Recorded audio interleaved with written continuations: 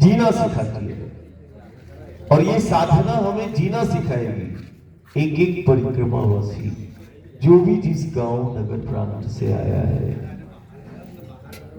हो सकता है भाषा अलग अलग हो सकती है, भाव लेकिन एक ही होगा। भाषा अलग हो सकती है, भाषा अलग हो सकती है,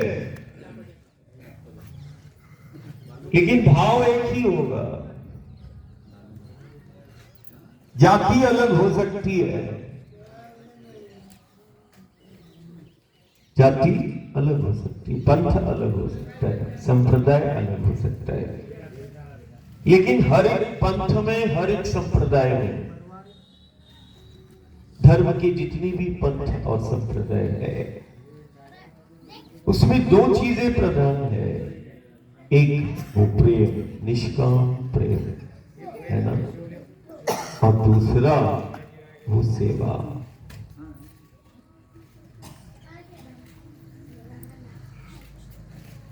ये भी एक करेगी, प्रेम हमें एक कर देगा,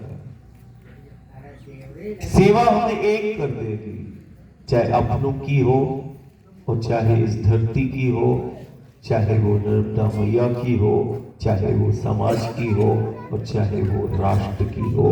सेवा ही हमें एक करती है, सेवा ही हमें जोड़ती है।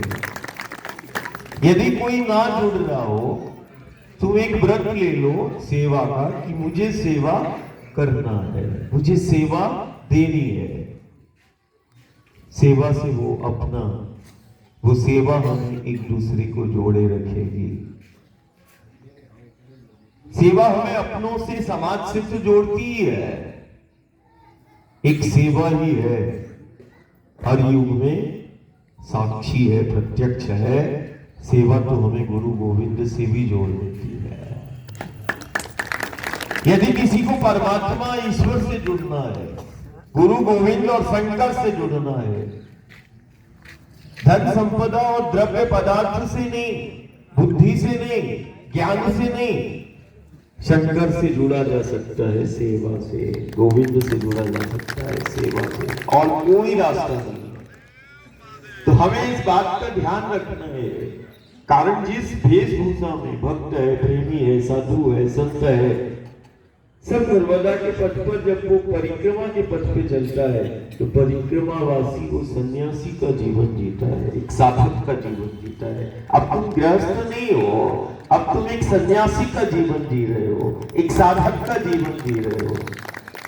और एक साधक के जीवन के, साधक के और साधना के कुछ सूत्र होते हैं, मैं नियम नहीं, मैंने नियम किसी को दिया नहीं, कारण मां ने जब मुझे ही नहीं दिया। एक मां की गोद में एक बालक रहता है, अब उसको मां क्या नियम देगी? बस ये कि मेरा बच्चा सबसे अच्छा रहे, है ना? सबसे अच्छा वो बच्चे को देखना चाहती है। बस हमें भी यही प्रयास करना है साधना के दौरान, हमें सबसे अच्छा रहना है। और जब हम ये 4-5 महीने यहाँ मैया की निकटता में हमारे जो क्षण और पल व्यतीत हो रहे हैं, ये जीवन के सबसे अनमोल पल है, अनमोल पल है। ये दोबारा नहीं आएंगे। ये जीवन में हो सकता है दोबारा आए ना आए, मैं तो प्रार्थना करता हूं बारंबार ये पल और ये क्षण आए, लेकिन इन क्षण और इन पलों को हम छोटी छोटी चीजों में व्यर्थ ना करें। ये बहुत अनमोल पल है, बहुत अनमोल क्षण है। हम शुरू से ही कहते आए हैं कि जो मां के पथ पर है, जो चल रहा है, वो हमारा परिवार है। भाषा अलग हो सकती है, भाव लेकिन एक ही है। गुरु का, गोविंद का, शंकर का, मां का भाव एक ही है। भाषा अलग हो सकती है, पूजन की विधियां अलग हो सकती हैं,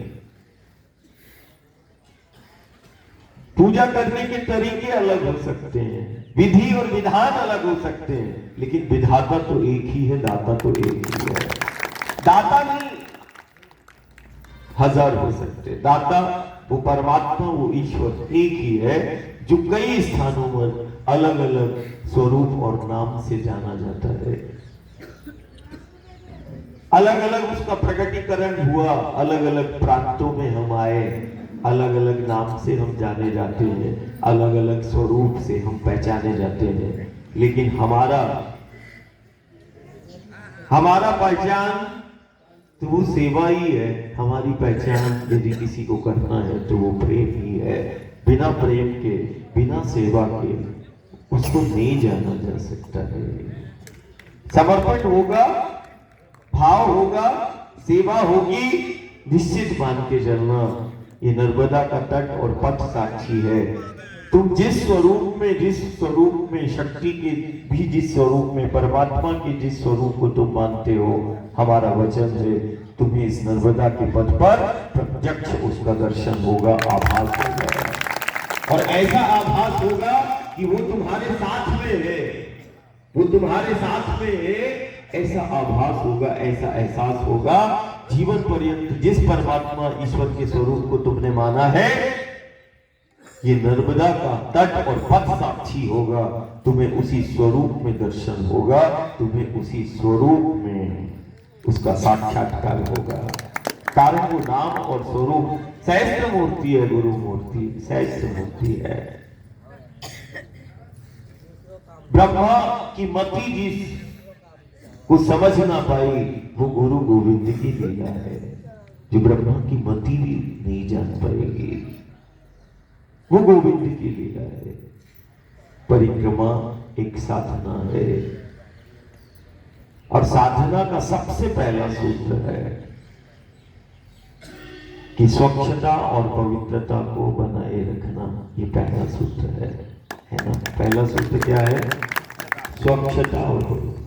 कितना भी ज्ञान हो, विधि हो, विधान हो, यदि स्वच्छता और पवित्रता नहीं है, चाहे चित्त की हो और चाहे जिस स्थान पर हम साधना उपासना करते हैं उसकी हो, चित्त की भी शुद्धि हो, मन भी शुद्धि हो, तन की भी शुद्धि हो और स्थान की भी शुद्धि हो, पवित्रता स्वच्छता बनाए रखना है।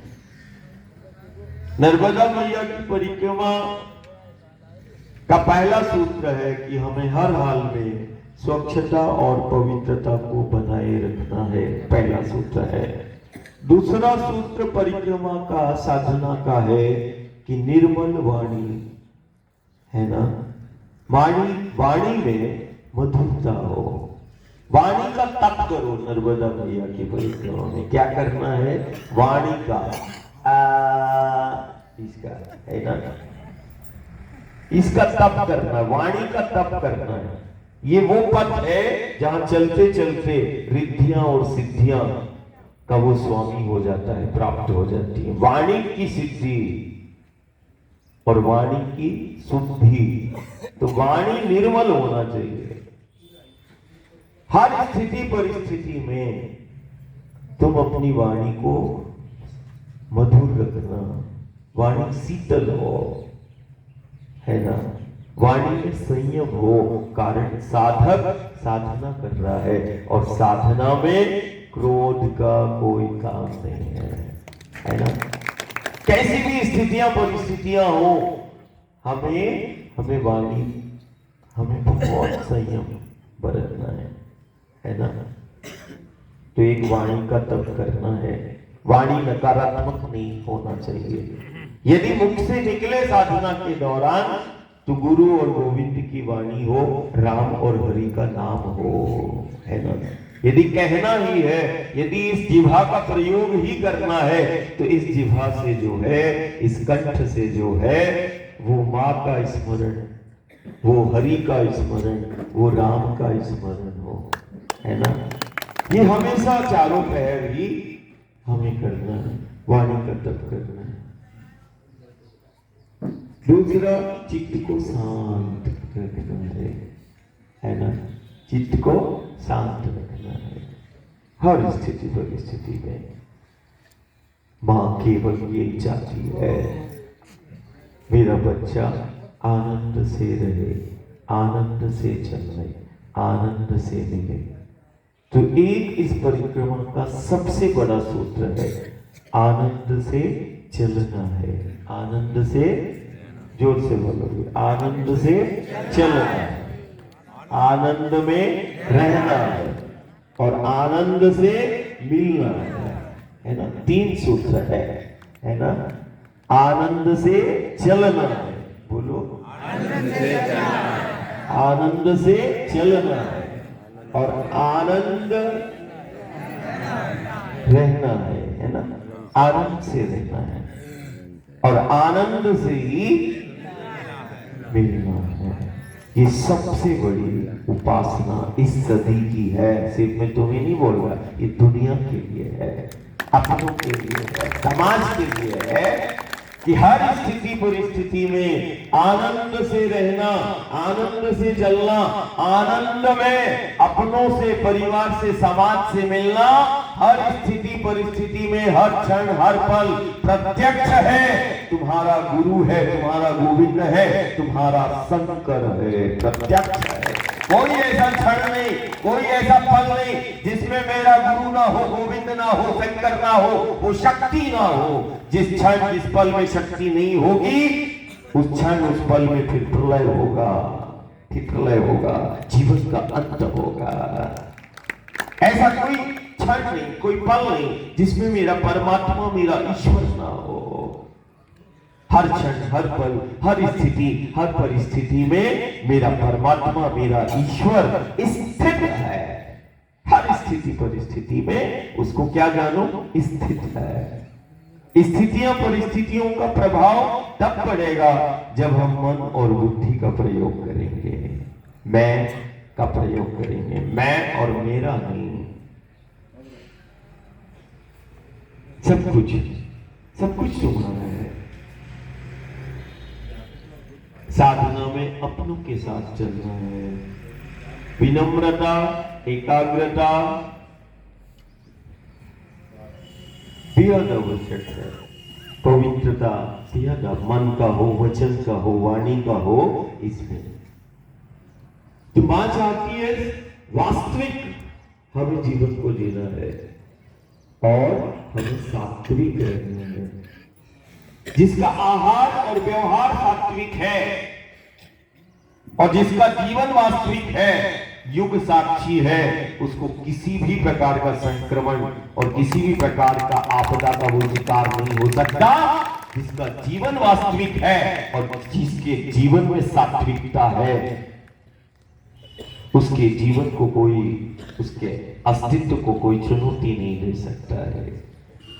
और एक चीज हमेशा ध्यान रखना है, साधना में हो, जीवन में हो, गुरु और गोविंद शंकर हर क्षण, हर पल तुम्हारे साथ में है। उसमें क्या बोलते हैं, व्यू न पोस मी तुझिया पाटिसी आवे। क्या बोल, इसका हमेशा ध्यान रखना। क्या बोलोगे, व्यू और सद्गुरूंचे समर्थ दर्शन, एक नजर, एक विचार, ज्यांचे घरी तेथे समर्था दत्ता वास करी, है ना, ऐसा कहना है।